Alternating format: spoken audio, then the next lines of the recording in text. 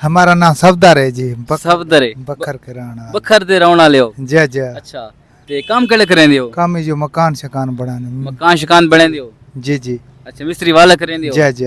अच्छा ते के महसूस थींदा मिस्त्री वाला करके? मिस्त्री वाला करके बस बच्चा को तो खवावणे काम तो बड़ा औखा है। हाँ हुण तो साल 2 साल थी कन ला सकता ही है। हाँ ये ना जो अगला 3 ॾींहं वाला काम आते दिहाड़ी ची कर दो ना करेंदे तो बच्चे मरते न भूखण। बाकी करेंदे हो तो आप मरदे हो? करेंदे हैं तो आप मरदे हैं। ओए होए होए होए। अच्छा जी। यानी कि मजदूरी ते मिस्त्री वाला बहुत मुश्किल काम है। बहुत मुश्किल काम है जी। इस हालात दे विच हुण 2 साल थी कन हालात माड़े न अगे हालात ठीक हैं। अच्छा 2 साल तो हालात माड़े न। हाँ जी। अगे हालात ठीक हैं। अगे ठीक हुण है क्यों हालात माड़े? अगे हर बंदा खुशहाल है। हुण जेरा बंदे कन पैसा ज्यादा ही परेशान है, जेरा गरीब है ला परेशान है। हर चीज की मजदूरी वध गई है ते मिस्त्री मजदूर दी मजदूरी घट गई है।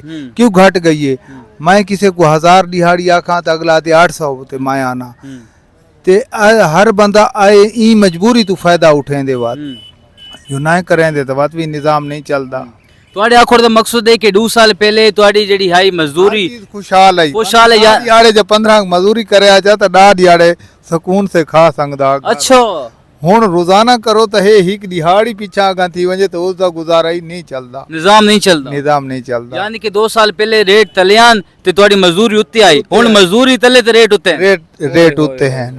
अच्छा हुण यानी कि तुम कितने घंटे वर्क करेंदे हो? हुण आप सवेरे 6 बजे गया हम के 7 बजे उथा पहुंचा थे हुण 5 बजे छुट्टी की 5 बजे छुट्टी की है जी। ते हुण घर वेसो थके हो सो वन के संपो सो पक्का रे हुण इथे रासूं।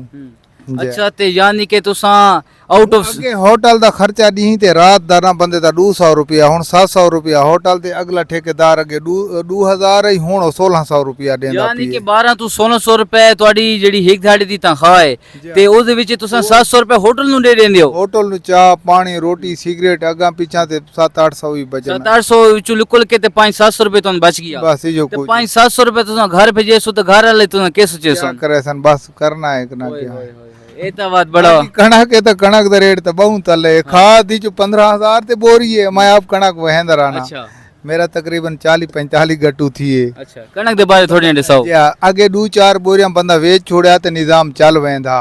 अगे 300 वाला हिस्सा घिंदा 20-15-18 गट्टू घिंदा।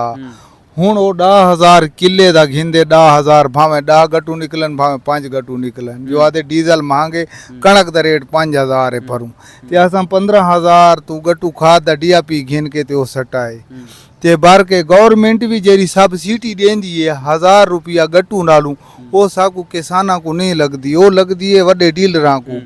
क्यों? वो 70 रुपए 170 दा खाली 70 दा वो टोकन घिंदन अगा 1000 दा हिसाब उन्हां को मिल वेंदे। ये फायदा कौन? वो 1000-1500 गट्टू सस्ता होया ना घिनण वाले को सहूलत थी वया। यानी कि अगर एक लसानी तवन के पिज्जा खाओ तो 3000 दा पिज्जा आ जांदा है। 2 पिज्जे खाओ तो किथाई भी वंजो सरकारी नौकरी वाला बैठे ना उंदी 2 लाख ही तो नहीं तनख्वाह है ना वो 200 गरीब दी रिश्वत पिछू बैठे। बिल्कुल बिल्कुल हालात इहो जान बाहुन केरी केरी सीधी आखा मैं गाल करा हालात है नहीं जो जान तुसां को लोग तो प्रमोट करे सोन।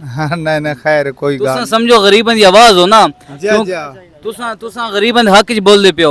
हुण एक किसान है उसनु अगर 15000 रुपए दी बोरी पोई खाद दी तो किंजे कणक बेचे? मैं परेशान ना मैं क्यों परेशान ना मैं 2 बोरियां विच असां जा 4 जा 2-4 घिनसा।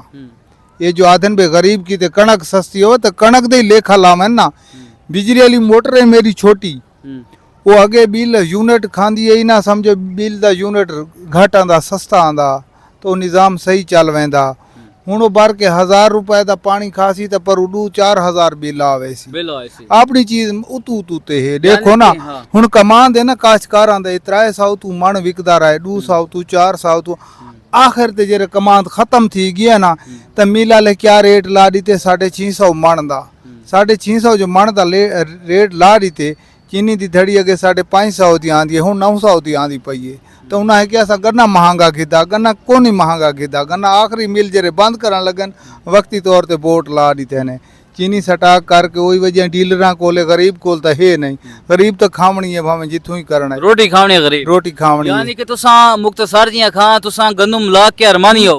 पिछले साल इथे होटल ते रोटी खांदे आसे तो 15 रुपए ते 20 रुपए रोटी घिंदा हुण भी हुंदा उहो रेट 15 रुपए तुनी गंदम 5000 ते भी है, गंदम 13000 ते गंदम 13000 ते आई ते 15 रुपए दी रोटी, 5000 रुपए गंदम आई ते 15 रुपए दी रोटी, ये ज्यादती है। हाँ ये हाल है हुन। अच्छा यानी कि होल नाल नु भी तो आखो ना भी हुन 5000 दी असा केरे केरे को आखूं जेरे सारी हुकूमत नहीं सीधी आती, गरदार को रास्ता देने ते साफ बंदे को नाप खड़ो ने। यानी कि अगर 5000 दी बोरी है, 15000 दी बोरी आई, 11000 दी, 12000 दी ब्लैक ते विकी है ते उस टाइम रोटी विकी 15 रुपए दी ते हुन 5000 दी बोरी हुन तो 5 रुपए दी रोटी विकनी चाहिए। विकनी चाहिए जो 5 वाले 10 होनी चाहिए। लेकिन होटल वाला तो पूछो तो आते हैं इतने यूनिट सड़ गए, इतनी बिजली सड़ गई है। यानी कि हुकूमत नु चाहिए कि बिजली सस्ती करे, मेन चीज सस्ती करे, क्योंकि हेड वैसे वगैरह चलते हैं, पेट्रोल सस्ता करें, डीजल सस्ता करें, जिसकी वजह तो किसान नु कुछ खुशहाली थी वे, किसान खुशहाल थी वे। कोई असल ये चक्कर है। आखिरी पैगाम देना चाहो वजीर आला पंजाब मरियम नवाज नु, मैंने उम्मीद है कि उस तक वीडियो वैसी तो जरूर सुन सी। असा केरा होंदा फायदा आखूं, असा को तो सुख नहीं मिलता। नहीं नहीं ठीक है, उसका हिसाब ठीक है। सारे गरीब घिनण वाले तो नहीं ना, कोई वेचण वाले वाहण वाले साडे के वास्ते फायदा है। कणक तले हो ना फायदा है, क्यों फायदा है? हर गरीब रोटी खावनी है, हर गरीब वास्ते ठीक कीते सी। जा हुण वर्ग गरीब तीन पहुंचता नहीं, गरीब तीन क्यों नहीं पहुंचता? हुण कर्जा कढ़िए ना वही अमीर को मिलता पे, जरा आगे रजे, जरा आगे तनख्वाहदार है, जरा भूख मरण वाले दिहाड़ी वाले तो उनको कर्जा उनको किया वो अपना कोई बिल ठीक करावना वजे तो उनकणी अफसर रिश्वत गेंदा। गरीब नु कर्जा नहीं मिलता पिया, गरीब को कहीं को नहीं मिलता पिया। वो मिलता पिया तो आगे जे को नौकरी है जैसी 2 लाख तनख्वाह है, लाख तनख्वाह है, 4 लाख तनख्वाह है, गरीब को देवे ना जरा तले है शोदा।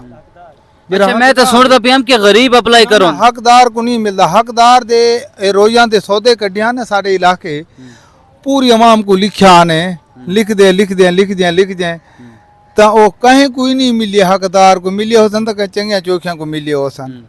जब हुण कर्जा है 15 लाख है या 5 लाख है या 4 लाख है, वो आगे मिलता पे जरा जरा आगे बंदा रज जाए। तो गरीब तुस अप्लाई कीता है?